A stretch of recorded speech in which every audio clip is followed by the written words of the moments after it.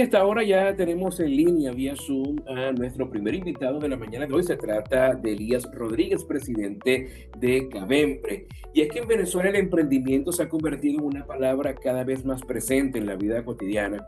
Según datos recientes, cerca del 80% de los venezolanos está emprendiendo o quiere hacerlo en el mediano plazo, pero al mismo tiempo las cifras de cierre de negocios siguen siendo muy altas, lo que plantea grandes retos y también oportunidades para quienes deciden iniciar este camino. Es por eso que hoy en la Cámara me está acompañando el presidente de la Cámara Venezolana de Emprendimiento, Elías Rodríguez, quien nos va a ayudar a entender mejor qué hay detrás de este auge. Bienvenido, Elías, hoy en la Cámara.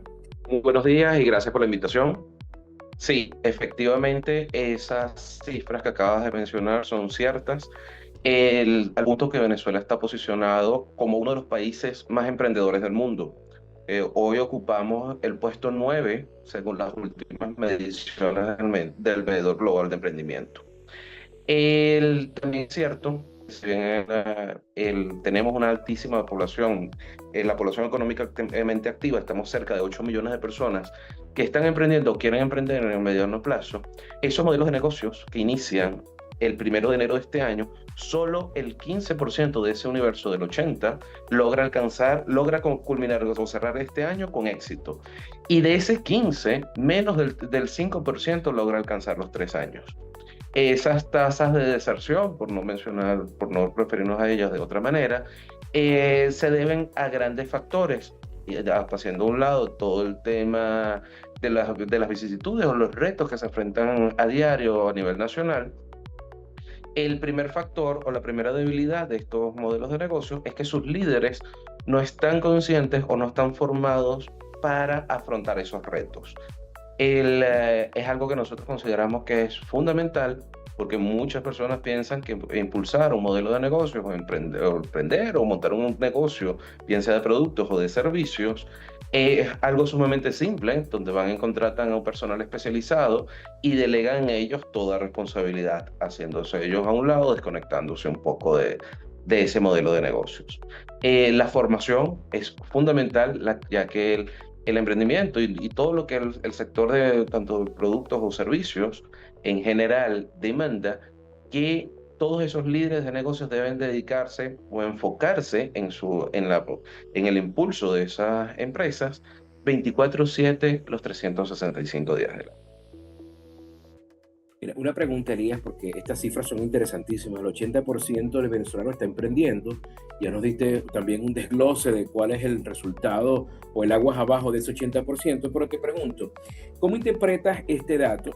¿Es un reflejo de una vocación emprendedora del venezolano o más bien surge como una respuesta obligada a la situación económica del país? Mira, hay parte y parte. En Venezuela, los primeros emprendimientos datan de finales del año 1700. Estamos hablando de 1785, si la memoria no me falla. El cual ha tenido una gran evolución para el inicio del 1900. Hubo un importantísimo repunte en cuanto al modelo de emprendimiento, y que muchas de esas empresas que iniciaron para los años 1900, sin querer hacer mención alguna en específico, muchas de esas se mantienen hoy día operativas. Para los años 1960, y se mantiene y se impulsa, se abren nuevos caminos en cuanto al tema de emprendimiento, pero siempre con una altísima tasa de vocación o de inquietud en cuanto a la población venezolana. Ya para el año 2000 es tanta la demanda que nace algo que se llama Ecosistema Nacional de Emprendimiento, que era como una especie de macroente que iba a regular de cierta manera, monitorear y regular de cierta manera, y establecer las pautas que iban a regir para los años siguientes. Tan así es que este ecosistema detecta la necesidad de una organización, de la creación de una organización gremial que representara y abogara por los intereses del sector emprendimiento. Es cuando nace la Cámara Venezolana de Emprendimiento para el año 2012. Ya cercanos a el tema de pandemia, y por un tema de vicisitudes o retos que ha afrontado Venezuela, retos que no son nuevos, porque si nos vamos a la historia venezolana, desde sus inicios como país, Venezuela siempre ha afrontado grandes retos. Esto no es algo nuevo. Estos retos para ya finales del 2018, 2020, posicionan el sector emprendimiento como una palabra de moda y como una alternativa para surfear o solucionar las problemáticas o las necesidades locales.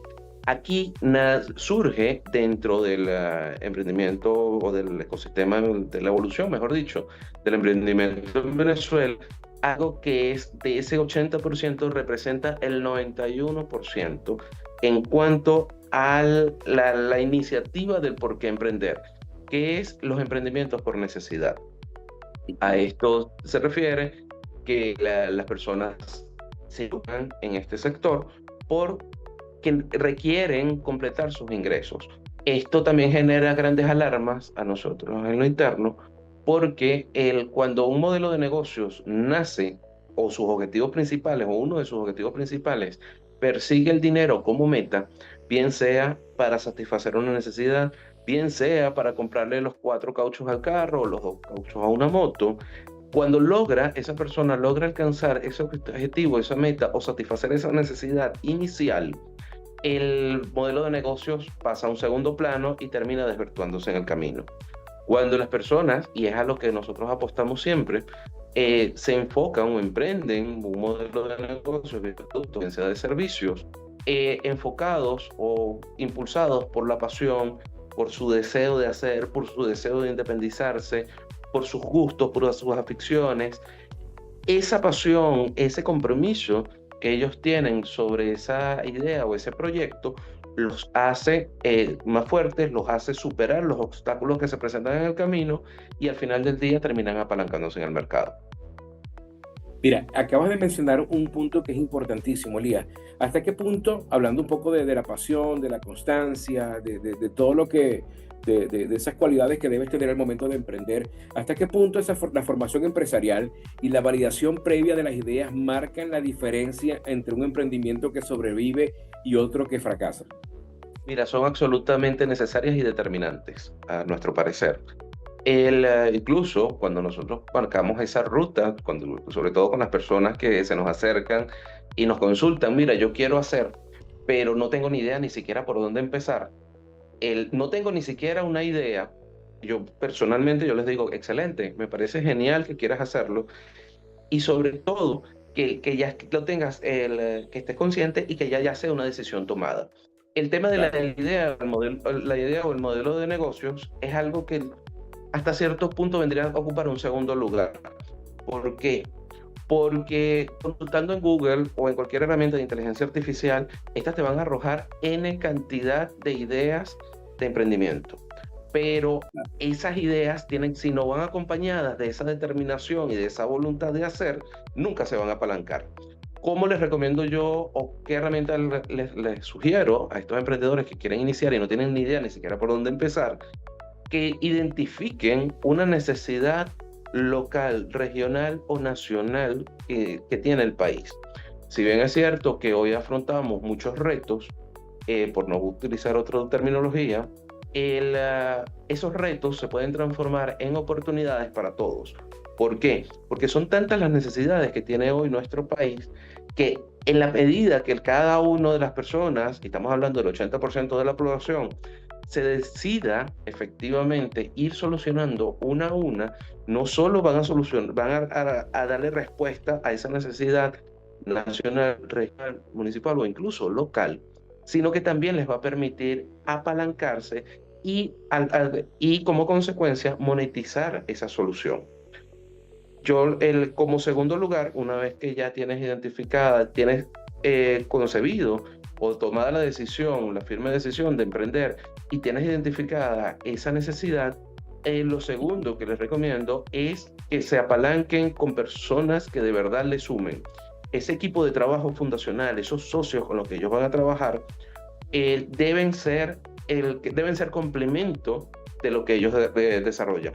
Si yo, por ejemplo, mi fuerte es el tema de ventas, yo no me voy a asociar con 2 personas más que también manejan ventas, porque al final del día el modelo de negocios queda débil en los otros extremos que debe desarrollarse.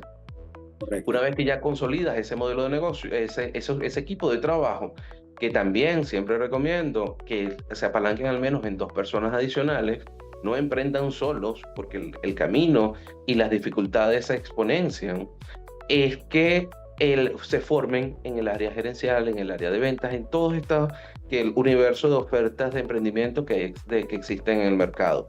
Pero sepan seleccionarlas. No trabajen, o no escojan, no elijan, no se formen en la primera que se les atraviesa en el camino, sino que vean el contenido, el perfil y qué ofrecen esas herramientas de formación. Una vez que estén Además, formados, que si de repente tu fortaleza es la venta, bueno, capacítate en finanzas, por ejemplo, que de es alguna manera correcto. a contrarrestar ya esa habilidad que tú tienes y potenciarla con otra que no tenías. Exactamente. Incluso hablando de los pilares fundamentales, lo que es gerencial, comunicaciones, ventas y finanzas es fundamental. Sobre eso se edifica toda empresa sólida en el país y en el mundo.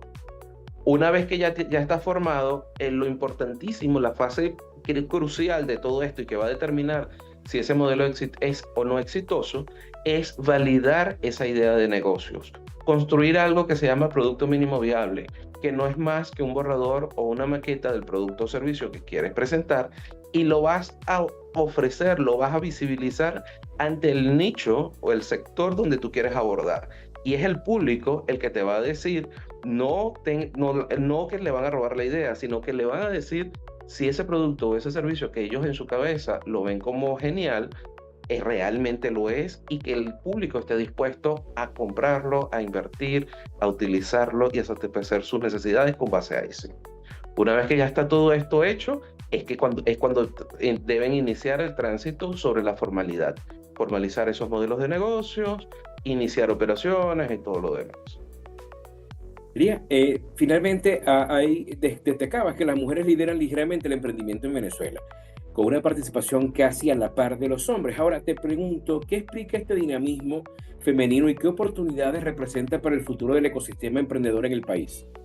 Sí, total. La paridad entre hombres y mujeres emprendiendo es casi 50-50. Hay un leve 3% que hace la diferencia, pero a nivel práctico vendría siendo más o menos igual. En Venezuela, hablando localmente, nosotros tenemos una particularidad que las mujeres son aguerridas, son líderes por naturaleza y buscan solucionar de una u otra manera las distintas vicisitudes que afrontan. Ni hablar de todo el tema organizacional, estructural y cómo ellas innatamente son. Eso las posiciona ligeramente por encima. Nosotros tenemos en Venezuela una gran ventaja de que a diferencia de la región, a nivel social, la preeminencia de las mujeres se mantiene, es un indicador fundamental, cosa que nos agrada, porque incluso nosotros dentro de la junta directiva son de 5 miembros estructurales, 3 son mujeres. Excelente, Elías. Muchísimas gracias por atender hoy nuestra solicitud de entrevista. ¿Cuáles son los canales de comunicación para ponerse en contacto con ustedes? Bueno, nosotros estamos abiertos al público en general. Obviamente nuestros agremiados reciben mayor acompañamiento, pero siempre con las puertas abiertas a todo este universo de emprendedores venezolanos, independientemente que estén o no agremiados con nosotros. Para cualquier consulta, duda, acercamiento, lo que sea, pueden comunicarse con nosotros vía nuestras redes sociales, @cavempre.bzla, Venezuela abreviado, o por nuestro canal de WhatsApp Master 0412-607-7241. Excelente, Elías. Muchísimas gracias por atendernos en este sábado. Te enviamos un fuerte abrazo desde Maracaibo y que, bueno, continúen los éxitos. Muchísimas gracias. Igual por acá. Gracias por la invitación.